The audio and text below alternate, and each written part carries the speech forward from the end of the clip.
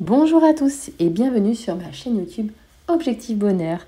Je vous retrouve aujourd'hui dans une série d'épisodes pour désencombrer votre maison totalement au fil de l'année.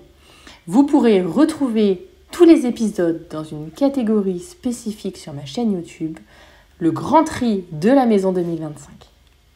Et j'ai décidé de commencer par la chambre parentale. Et en particulier, dans ce premier épisode, le linge de lit. Comme vous le savez, cette année, on va faire le tour de la maison. Et pour moi, le premier endroit qui mérite toute notre attention, c'est la chambre où vous dormez.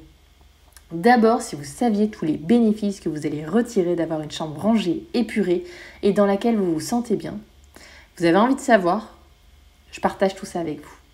Après une dure journée, c'est l'endroit qui va vous aider à retrouver votre sérénité. Et je ne sais pas vous, mais la sérénité, personnellement, je ne la trouve pas dans la pagaille. Ensuite, c'est l'endroit où vous allez dormir. Et beaucoup d'études montrent l'importance du sommeil. Car si vous en manquez, vous allez augmenter votre stress, votre appétit, donc votre poids. Ça va également augmenter les risques de maladies type diabète ou les maladies cardiovasculaires.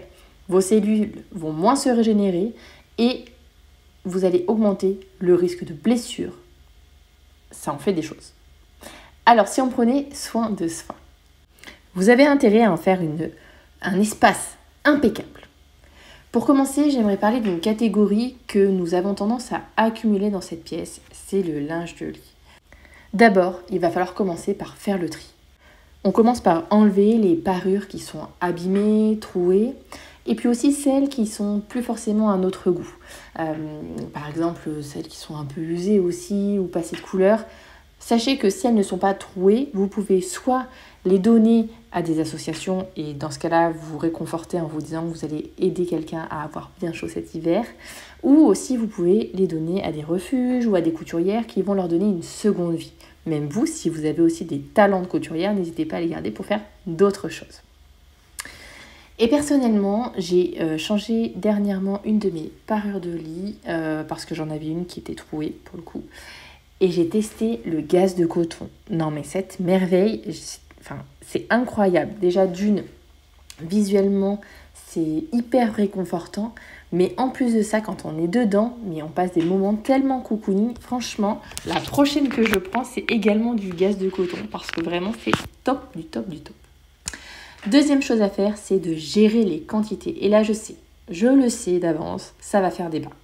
Mais tant pis, je vais vous le dire très clairement, très honnêtement, 2, ça suffit.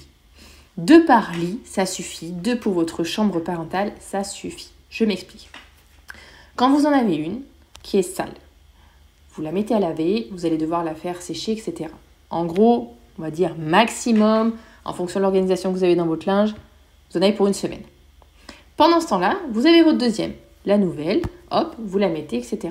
Et ainsi de suite, vous pouvez changer si vous le souhaitez toutes les semaines, il y en a c'est tous les 15 jours, d'autres tous les mois, bref, ça vous faites comme vous voulez. Mais du coup, 2 ça suffit. Et vous allez me dire, non mais attends, si je reçois, comment je fais ? En fait, si vous recevez, vous changez vos draps, vous anticipez le changement de vos draps, du coup il vous restera la deuxième parure que vous pourrez mettre dans votre chambre d'amis. Allez, ok, maxi une troisième si vraiment vous recevez souvent et que ça pourrait vous mettre en contrainte. Mais pas plus. Quand je vois certaines personnes qui peuvent en avoir 4, 5, 6, 7, 8, 9, 10, mais mon Dieu, la place que ça vous prend, imaginez la place que vous allez libérer en vous délestant de toutes ces parures. C'est incroyable. Vraiment, je compte sur vous. Ça peut vraiment, vraiment, vraiment faire de la place. Et ensuite, on pense aussi à renouveler, laver ses oreillers, ses couettes, changer ses draps, bien sûr.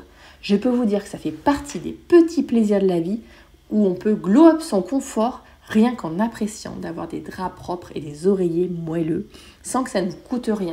Personnellement, rien que le fait de laver mes oreillers, de les regonfler un petit peu, de les remettre en forme, j'adore en fait, vraiment j'adore.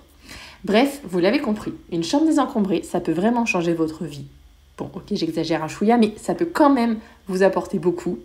Alors, ce que je vous propose, c'est de vous mettre en action et je vous retrouve très vite pour un prochain épisode. Bisous à tous!